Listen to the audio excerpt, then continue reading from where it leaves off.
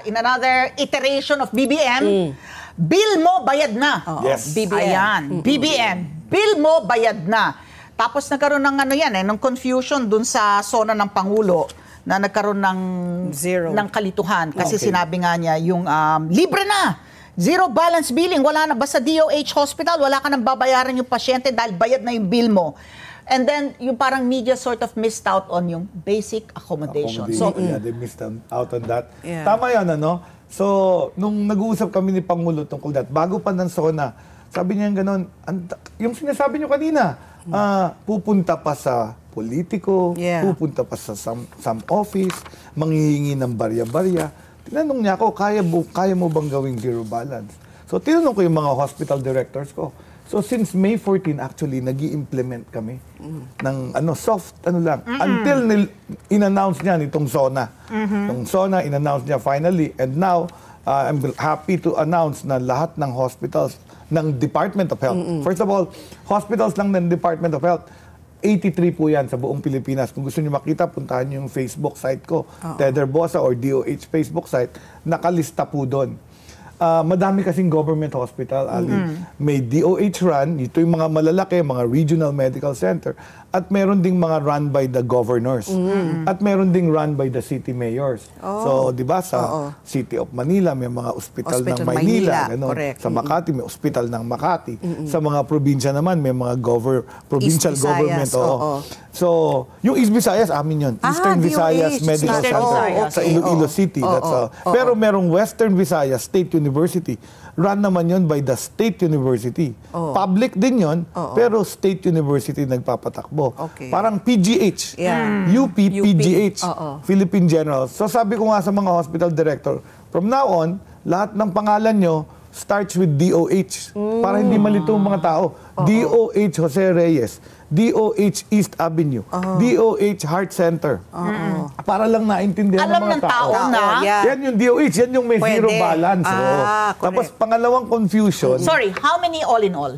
83. No, but I have to explain, may nauna na sa aming LGU. Kasi gusto ko sanang pagpugayan din yung mga ginayahan namin ito.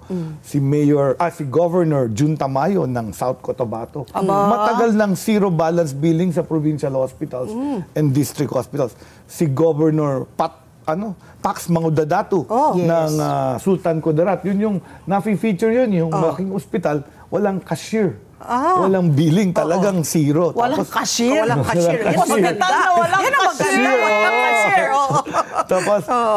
Tapos, I think sa City of Bacolod, si Mayor Benitez, nag-implement, Albi, nag-implement din yan. So, meron mga iba, hindi lang, widely announced. So, sabi ni Presidente, kaya mo rin ba yun? So, yun, gagawin namin. Ang ginagawa ko dyan, para mabalance yan, pinatataas naman namin yung mga benefits ng PhilHealth. Naalala nyo in the previous SONA, tinaas na yung mga sa dialysis, tinaas na yung sa heart attack, sa Z-package ng breast cancer. Itong cancer screening ngayon. So this ngayon. is the money that goes. Kaya ayoko na sa tawaging ward. Kasi pag ward ang tawag mo sa kanya, charity ka. So what's it called now? So what is now it's in the law. It's in the UHC law. It's called anyone admitted in basic accommodation will be free. So, part of this is ini-implement na namin yung Universal Healthcare Law na pag nasa basic accommodation ka, and ang dinefine pa dun sa batas, basic accommodation, it must be shared, may kasama ka, hindi single room. At pangalawa, kailangan at least may electric fan.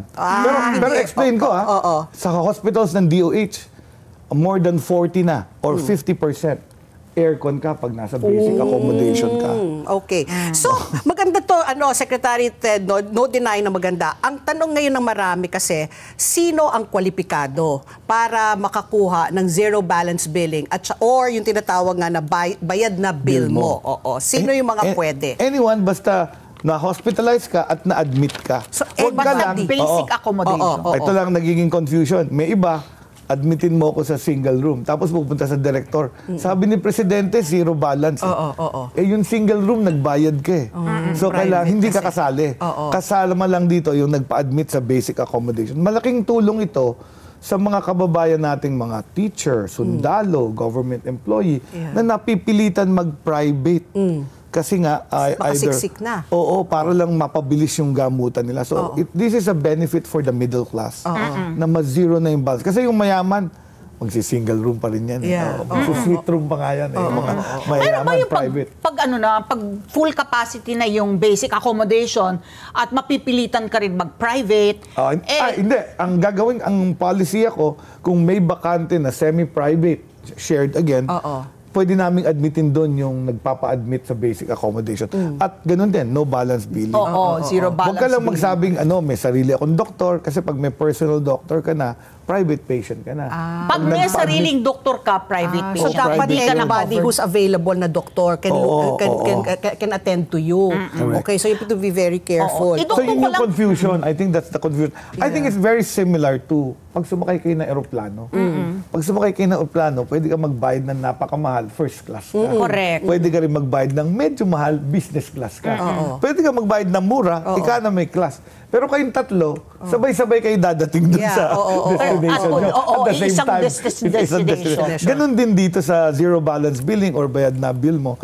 Ang mga doktor, the same doctors that see you in the hospital. Kumbaga ako nga nung nagpa-practice pa ako, siyempre, naka-regular coat lang ako pagdating ko dun sa mga ward accommodation. Basic ako.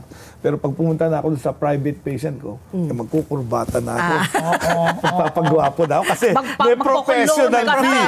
May professional fee. Kaya para mukhang sulit naman yung binayad. Pero it's the same service. I give the same service. Kasi kaming doctors have an oath to fulfill and help people na may sakit. Okay. Hindi, kasi Secretary Ted, I ask kung sino qualified kasi may confusion rin na dapat member ka. Automatic basta Pilipino ka, member ka. Universal health. Yung Hindi, kasi universal may- healthcare, sige po. all Filipinos as are members of PhilHealth. Ang problema lang, babaguhin ko nga ito, ang PhilHealth nagre-require pa ng 2 government-issued ID. yun. So, ang Oo. naagrabyado yung mga kaibigan natin sa mga informal settlers na wala namang ID. Walang ID. Walang Yes. birth People for certificate. Yung Madami kasambahay yan. ko, wala siya ID. Oo, hindi. Kaya ako natanong kasi yung isang anak ng dating nagtatrabaho sa office, nagpapanik kasi nga sabi niya wala daw silang PhilHealth ID kasi nga hindi sila nagko-contribute. So takot sila pumasok sa ospital. That's why I wanted to ask Secretary if it's automatic. Basta you're a Filipino citizen, even if you never contributed in your life sa PhilHealth, automatic you can avail of the universal healthcare program. And every year, hinihingi ko yan sa Congress. Yung subsidy ng premium nila. Yung mga hindi nagko-contribute. So, very important yan na subsidize ang lahat ng Pilipino, lalo na yung mga mahihirap. So, ang nasa ating subsidized program, yung tinatawag na indirect members. So, sila yung mga nakalista na indigent, walang trabaho. Kasi pag may trabaho ka, automatic, kinakaltas na kayo sa mga sweldo, talent fee nyo. Nakakaltas na yung PhilHealth, at saka whatever, SSS, di ba? So, batas yun. So, lahat tayo nagko-contribute dyan, kahit na yung may hirap. So, kaya ayoko talaga tawaging charity ward. Kasi hindi ka charity. May contribution ka sa PhilHealth.